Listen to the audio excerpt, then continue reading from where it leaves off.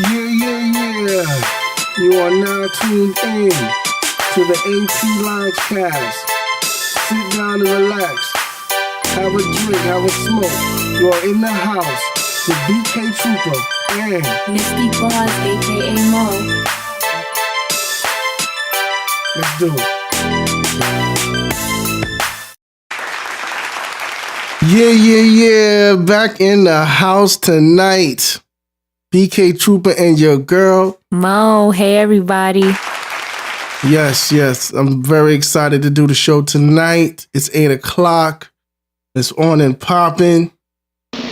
Yeah, and we got a lot to cover in this episode. So, a lot to cover. So sit back and, get your drink ready. You know what I'm saying? By the way, this show is brought to you by Appleton. You know what I'm saying? Jamaican rum. Now. That's some good stuff right there. Smooth. It is. Smooth. Real smooth. But anyway, what's the email about today? We're going to get right into it because our time is limited. So, what's this email about that we received? Well, today, we're going to talk about royalties. And this has to do with a lot of the emails that was flooding in when the movie Straight Outta Compton was in the theaters. And, the questions about why money wasn't right and how come they wasn't making that much money and stuff like that. So, this is what we're going to be covering in this episode. So basically, we're going to be talking about royalties and, other ways to earn money besides selling let's say your song or your beat or your melodies or whatever it is that you're selling. We're just going to be talking about how you can make extra money on the side that's available to you, but you have to know how to work your paperwork to get it there. I agree. And so, basically this is, our opinion, you know what I'm saying? We're going to be giving you our opinion, a little bit of our knowledge, but it's your responsibility to do the research. Absolutely. You really want to know something, you got to take, the information we're giving you and then go and do further research. And just like anything else, you'll have a better understanding and better knowledge on the issue and the topic. And like always, we'll post the links in the description so you can research, check out some links that we recommend. So royalties. Let's get right into it. As far as the royalties is concerned, yeah, we have, as far as royalties are concerned, there's two sides to the royalties. And there's a mastering side and a publishing side. And for those of you who did not listen to the songwriting podcast, which is episode 4, or the pro podcast, please go and listen to those podcasts so that you can have a better understanding of what we're talking about right now. Yeah, because all of our shows have some sort of a sequence to it if you haven't noticed it. You know what I mean? Yeah, we're trying to do these things by like topics and focus on specific areas and go in depth on specific areas, but we want to dedicate time to the important areas. So, a lot of the episodes are kind of related or, they're like kind of like interrelated. Like you can't talk about one of those topics without talking about another topic. So basically, we just furthering the conversation for you do-it-yourself musicians. Exactly. Yes. So first things first, you have on the mastering side, and that's, as we said in the previous podcast, that's whoever owns the masters to the final recording, the final product. Okay. And then the publishing side would be the person or the company that's distributing your music to the public arena. These are my words, but basically making it available to the public. So let's talk about some of the master royalties that's out there. You have recording royalties, and what those are is how you earn money with that is every time a master recording is downloaded or streamed, you get paid for that. And that would be, correct, a recording royalty. Then you have, and this is a popular one, YouTube royalties. Yes, YouTube gets royalties, and they can pay you royalties. And this is you know, basically for this, you earn your money every time a master recording is streamed within a YouTube video. So like, let's say you got your beat producer out there and you got your beats and someone says, you know what, I'm going to buy it and I'm going to put it up on my channel. You know, I'm going to put it as background music or intro music, or like, you know, as we have on our podcast series, we have our music as our intro. So, you know, like that, but they're doing it on the YouTube video. So every time and that video is played, royalties are being earned. But I must say, there has to be advertisement attached to that video. And the reason why I'm saying that is because for the monetization purposes. So if you want to familiarize yourself with YouTube and what the services they offer as far as monetization and things like that, then you will know exactly what I'm talking about. And basically, the more views the video gets, the more royalties you earn. You know? So when you signing these contracts, you know, with these distributors and publishers, you want to read the contract thoroughly. I mean, it's a lot. I know it's a lot to read, but somewhere in there, they're going to talk about royalty calculations, and the numbers are disappointing. I mean, yeah. Listen, when we are done with this podcast, we'll be sure to post up the royalty rates, like links to the royalty rates, the most recent royalty rates, so you know the royalty rates for these royalties that we're discussing today. Well, I should say tonight. And then the last one I'm going to discuss under the master royalties is the neighboring right royalties. And this is for, you know, basically every time there is a public performance or broadcast of the mastered recording. And your song. Yes, mastered recording or your song or your beat. And this is where it ties into our pro podcast. So you need a pro. A pro is required to actually earn this royalty. Professional rights organization. And it's a it's a performing rights organization. Oh, my bad. You could tell he's still on that Appleton. You know what I'm saying? Nice and smooth, I told you. But yeah, so it's a performing rights organization, and they collect these performing rights royalties for you. So, and this is the mastering side. So we're gonna switch it now over to the publishing side. Which again, as a review, is when you go to a company that distributes your music, that is making your music available to the public. And if you don't know what publishing is about, look it up. You know what I'm saying? Do some research on it. But publishing is definitely how artists and songwriters get the bulk of their money. You know, a lot of companies like to buy out your publishing and stuff like that. But, you know, everyone has to make a whatever deal or arrangement that works best for them. But as far as like songwriting, especially if you write your own songs and you make your own beats, publishing is where the money is at. So that's something that we're going to cover a little bit more in our, you know, when we talk about contracts. So, you know, we'll save that for that, you know, podcast episode. But getting right back into it. Basically.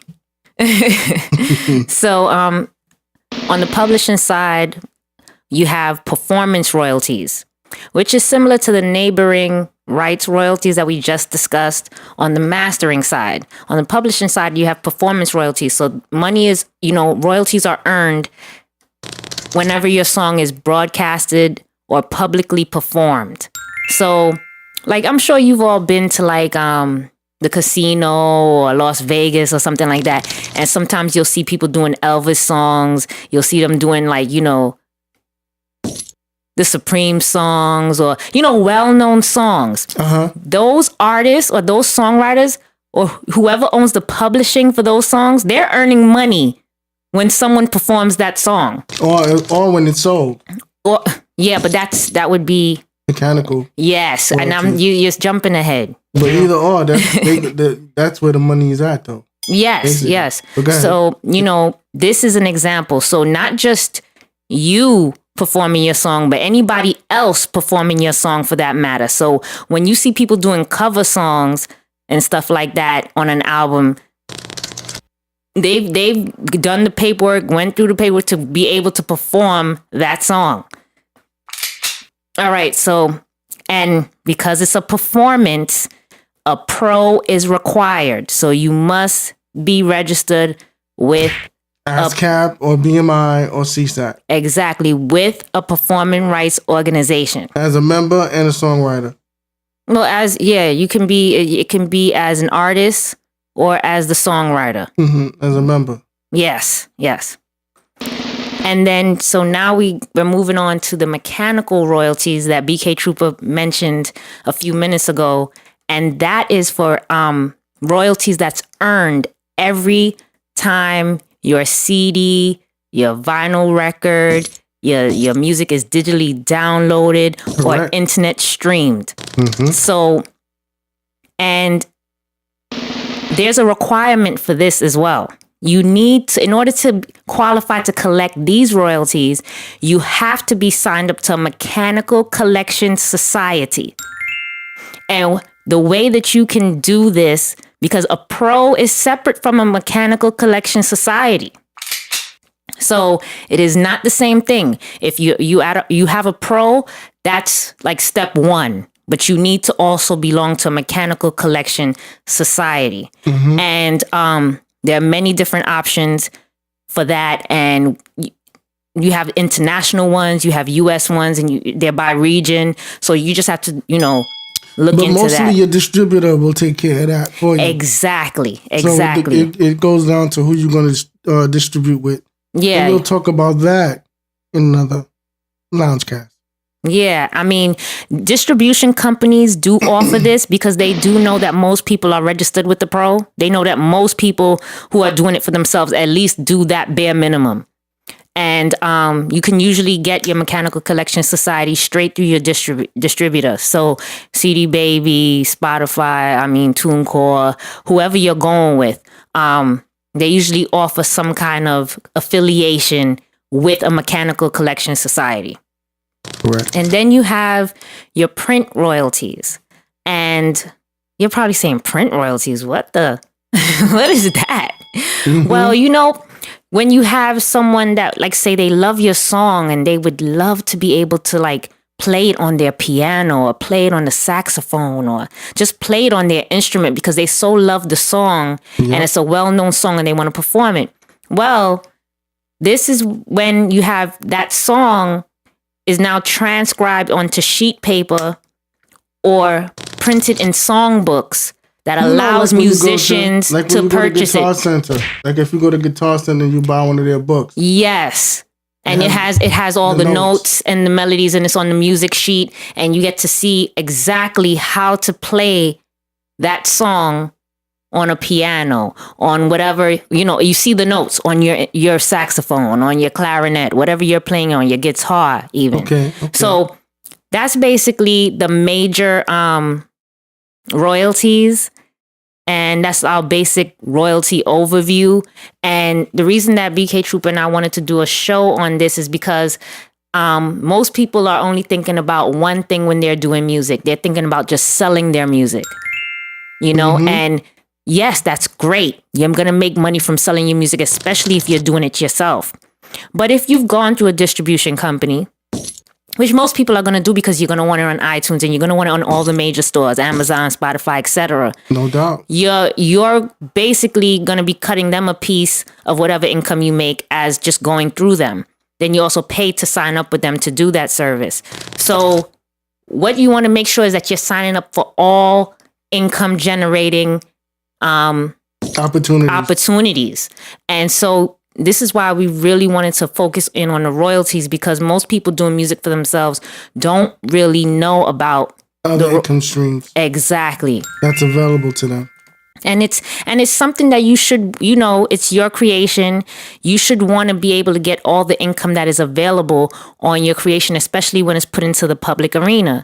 And like I said, you never know which songs are going to be the most popular, which which beats are going to be more, received by the public. So you just want to be able to be covering yourself all the way through on all of these things. So that's, and basically. Another thing is that, the person who owns the copyrights is the person who gets the royalties. So make sure you copyright your music. Make sure you put the people that's in the band or who helped wrote the song with you. Make sure that they're on the copyrights also, so that they can receive their royalty. And make sure that when you're signing up with the performing rights organization, your pros, that you also put it in properly. You put it in properly on percentages and everything, so that split sheets. Exactly. You have to have your percentages worked out perfectly, so that everybody who was involved with the song or with the beat or the final product is actually on there getting their due share. So paperwork is very, very important, and making sure that you fill it out, because if you don't fill it out right, it delays payments. And another thing, everybody in the band or in the group or who's on the song does not have to copyright the song. Only one artist or one band member. So you got to make sure that your work is registered properly with your pro in order to collect these royalties.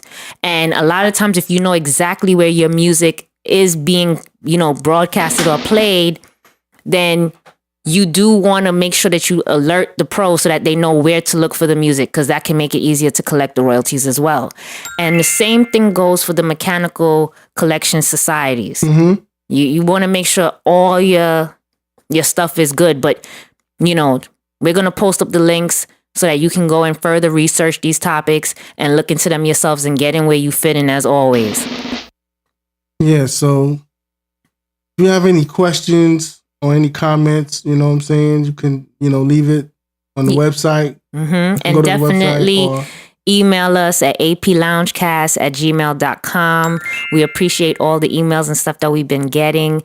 And, we're doing our best to make sure that we answer as many emails as possible, so just bear with us. To make this road for you do-it-yourself musicians, make it a little easier for you, because as we're doing it, we're gonna make mistakes. Yeah. And we're gonna try to limit yours. Exactly. We're gonna try and keep your experience much smoother than our experience. So that's the main purpose of us wanting to do this podcast in the first place. So, anything else? No, that's pretty much it. You think we covered everything? Yeah, I think we got it all. Like BK said, if you have any questions, please feel free to comment, subscribe, send us an email, hit us up on the website, however it works for you. Twitter, YouTube. And the links are on the website at aproductionswithaz.com. Exactly. Until next time, guys. We out.